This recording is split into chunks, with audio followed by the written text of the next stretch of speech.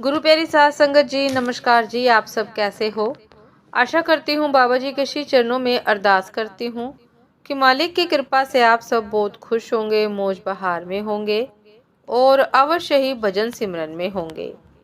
साध संगत जी, मैं हाजिर हूँ आज आप सभी से एक बहुत ही खूबसूरत साखी साझा करने के लिए। एक पारिवारिक साखी। उम्मीद करती हूँ यह साखी आप सभी को बहुत पसंद आएगी और अवश्य ही कुछ ना कुछ सीखने को मिलेगा कि हम परिवार में रहते हुए क्या गलती करते हैं और वह गलती हमें नहीं करनी चाहिए। तो साथ संगत जी, चलिए आइए समय ना गवाते हुए शुरू करते हैं। साथ संगत जी, कल रात एक ऐसा वाक्य हुआ जिसने मेरी जिंदगी के कई पहलुओं को छू लिया। करीब 7 बजे होंगे। शाम को मोबाइल बजा, उठाया तो उधर से रोने की आवाज आई। मैंने शांत कराया और पूछा कि भाभी जी, आखिर क्या हुआ है?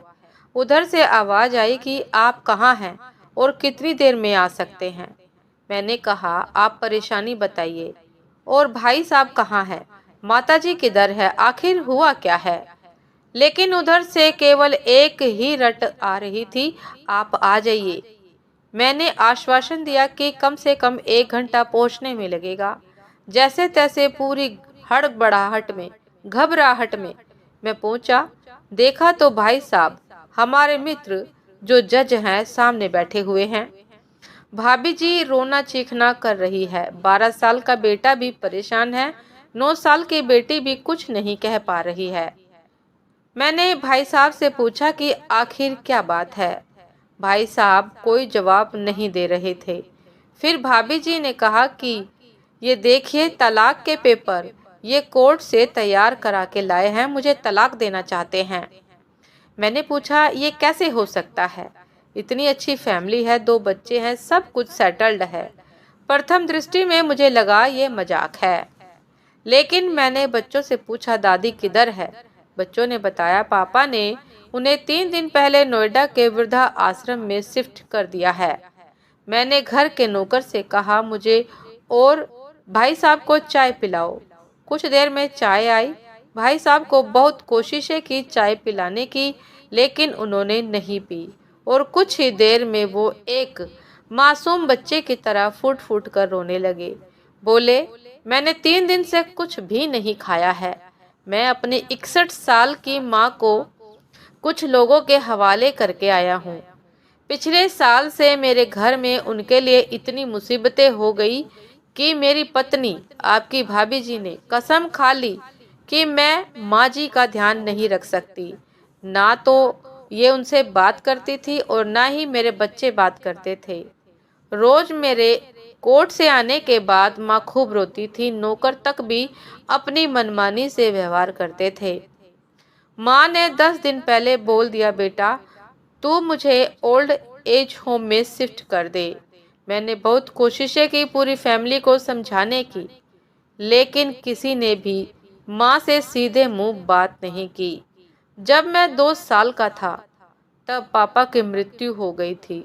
दूसरों के घरों में काम करके मुझे पढ़ाया, मुझे इस काबिल बनाया कि आज मैं जज हूँ। लोग बताते हैं माँ कभी दूसरों के घरों में काम करते वक्त भी मुझे अकेला नहीं छोड़ती थी। उस माँ को मैं ओल्ड एज होम में शिफ्ट करके आया हूँ पिछले 3 दिनों से।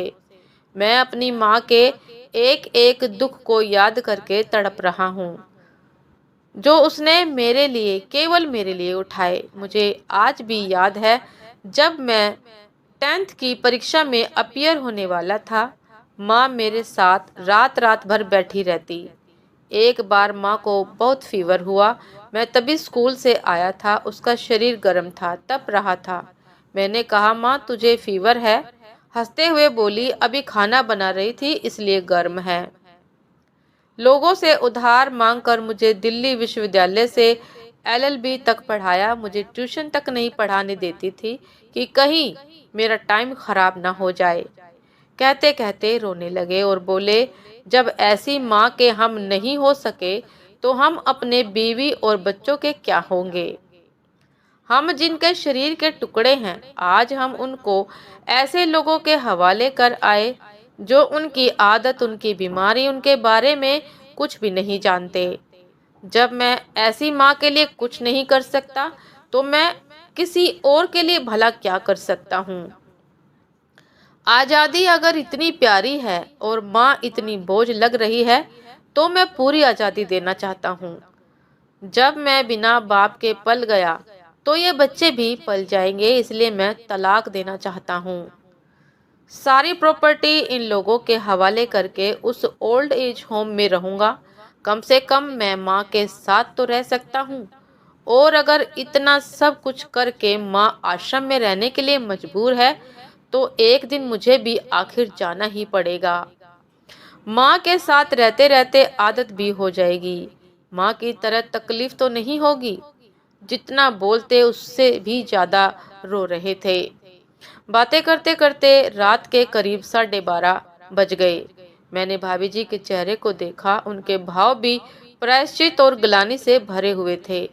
मैंने ड्राइवर से कहा, अभी हम लोग नोएडा जाएंगे।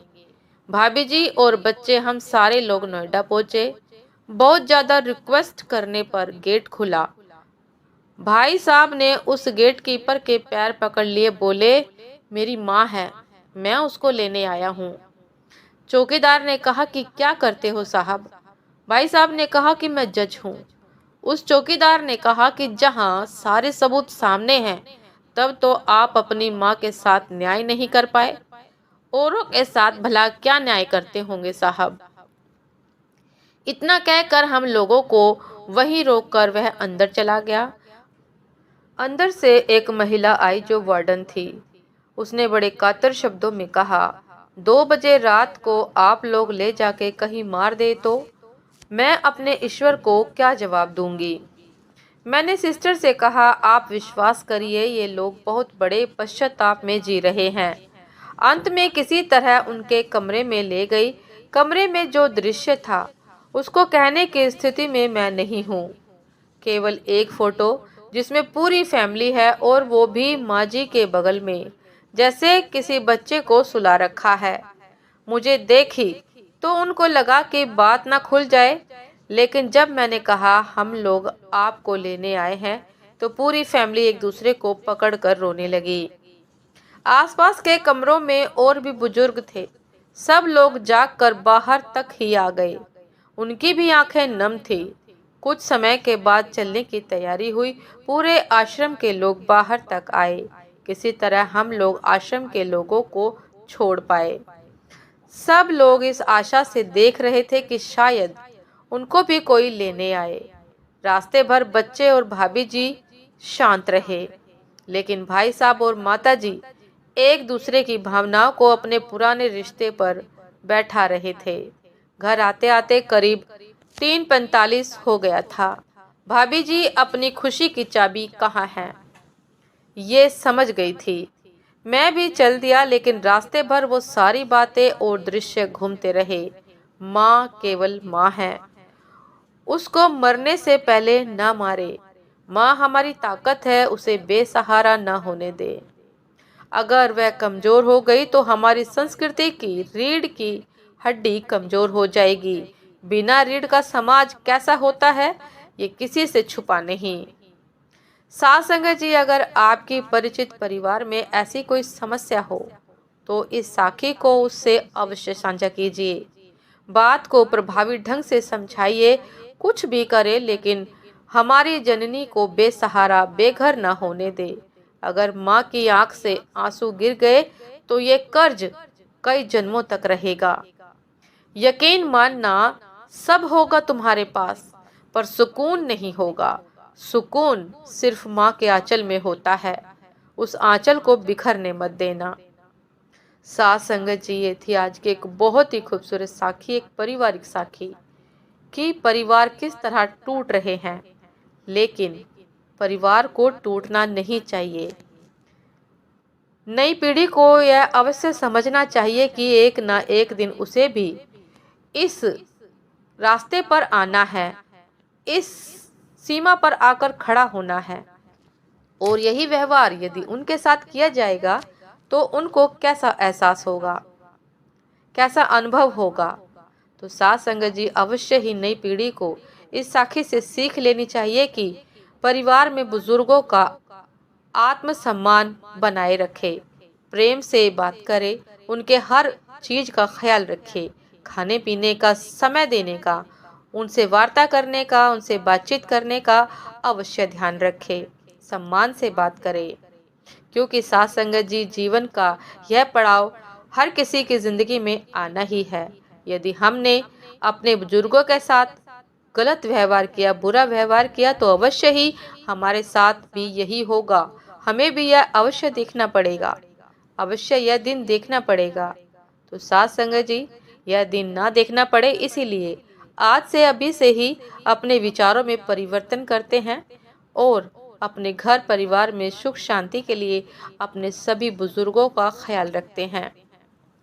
साथ संगत जी, उम्मीद करती हूँ ये साखी आप सभी को बहुत पसंद आई होगी। यदि पसंद आई हो साथ संगत जी तो लाइक कमेंट शेयर करना ना भूलिएगा।